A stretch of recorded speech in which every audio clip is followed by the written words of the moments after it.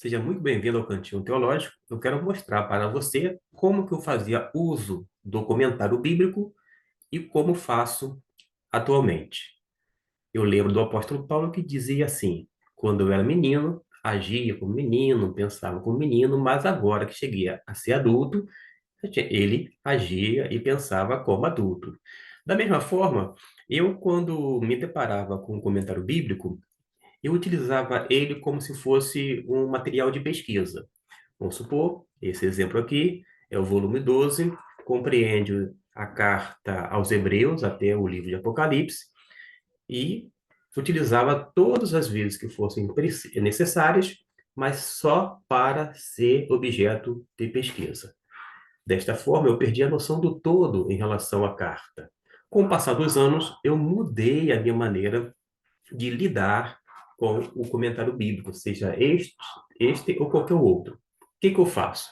A partir do princípio que eu vou estudar, e eu vou separar um tempo, todo santo dia, para estudar a carta aos Hebreus. Eu vou me reportar a um comentário posteriormente. Antes farei a leitura, quando não em uma, duas ou três versões. Preferencialmente, eu utilizo uma ecumênica, uma católica e uma protestante ou evangélica. Depois de feito a leitura nessas versões, eu vou pegar um dos comentários bíblicos sobre a carta ou o livro o qual estou já lendo, eu quero estudar. Geralmente eu já fiz meus apontamentos sobre várias coisas que me chamaram a atenção no decorrer da leitura, e não foi uma leitura apenas, foram três leituras em versões diferentes, e, portanto, eu vou recorrer ao dicionário. Neste caso, a carta aos Hebreus, ele vai compreender nessa obra cerca de 100 páginas, um pouco mais de 100 páginas. E o que que eu faço hoje em dia? Eu pego, se for o caso deste comentário, eu pego esse comentário e faço, se possível for, a leitura numa sentada só.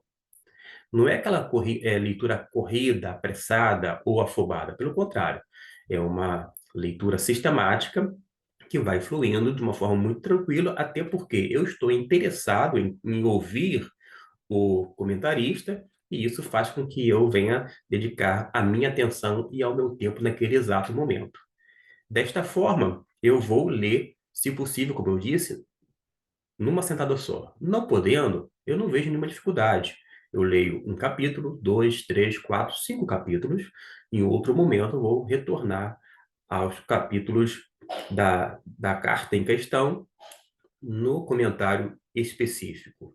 Desta forma, eu termino o comentário bíblico e, por isso, eu tenho uma noção da obra toda que está sendo analisada. Eu, particularmente, eu ganho muito mais desta maneira do que da outrora, porque antes eu tinha um bom material, por exemplo, que não era utilizado adequadamente dentro da minha concepção atual, porque eu investi dinheiro e investimento em livro é justamente investimento em vida. Eu investi em vida e, às vezes, utilizava pouco ele apenas como um recurso de pesquisa. Eu acho que eu ganho muito mais tendo, vou dizer assim, a noção do todo de cada obra comentada por parte desses estudiosos do que necessariamente indo de uma forma assim, não aleatória, mas aqui ou colar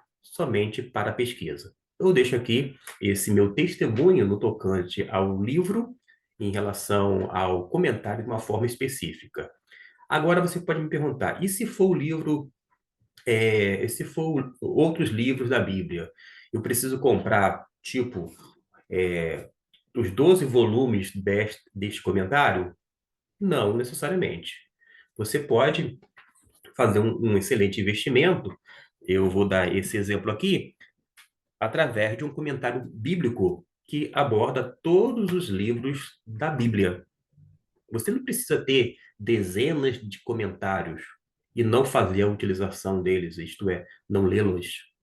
Você pode, com o recurso que você tem em mãos, vamos supor, você investe com menos de R$ 300, bem menos, numa obra como esta, e você pode estudar todos os livros da Bíblia e recorrer, se possível for, não de uma forma como material de pesquisa, mas como um material de leitura que vai fazer com que haja, assim, de modo paralelo ao estudo e leitura que você está fazendo, quer de um livro, quer de uma carta. Deste modo, você aproveita o dinheiro empregado e aborda todos os livros da Bíblia.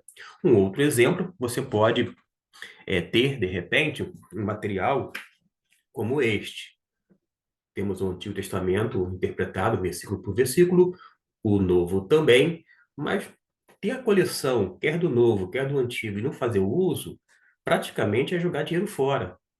Eu sei que nem todo mundo, eu mesmo não li todos os livros que eu tenho na minha biblioteca, mas acontece que quando você faz um investimento dessa envergadura, comprando a coleção, deixa aqui, quer do novo, quer do antigo, o ideal é que você também faça a leitura.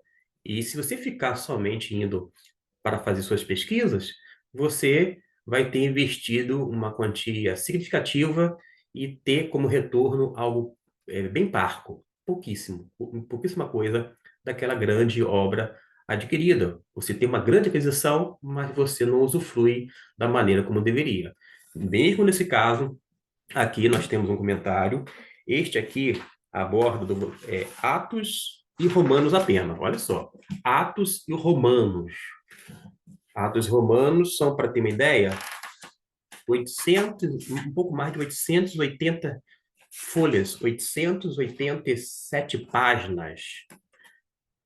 Aí você vai dizer assim: o que que eu faço então? Se for estudar o livro de Atos dos Apóstolos, eu vou ter que ler a obra toda, que vai, para ter uma ideia, mais ou menos, até aqui, ó, um pouco mais da metade do livro, desta obra aqui. É uma obra hercúlea, gigantesca. Ah, quer dizer então que dentro dessa sua proposta, dessa sua sugestão, eu deveria ler 556 páginas sobre o livro de Atos? Sim, porque você só tem a aprender.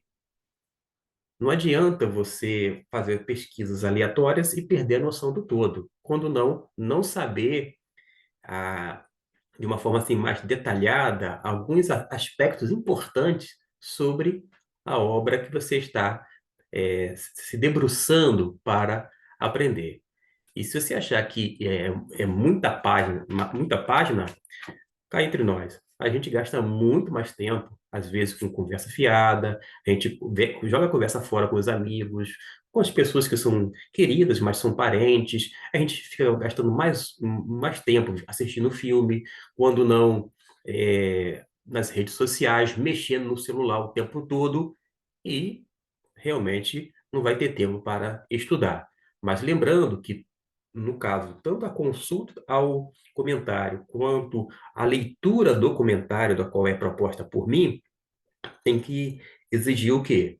Dedicação, tempo e atenção. E isso vai fazer com que você tenha uma disciplina que tem que ser estabelecida por você. Se não tiver disciplina, não vai para frente.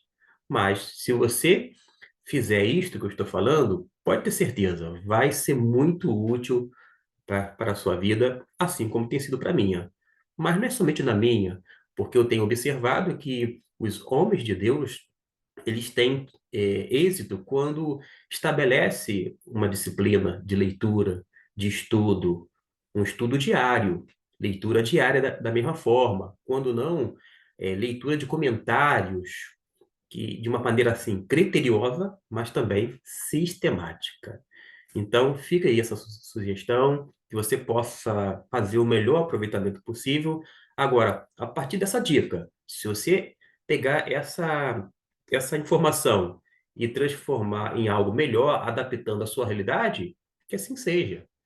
Você pode fazer, de repente, de uma sugestão que seja boa, algo melhor. Mas isso vai depender, naturalmente, de você.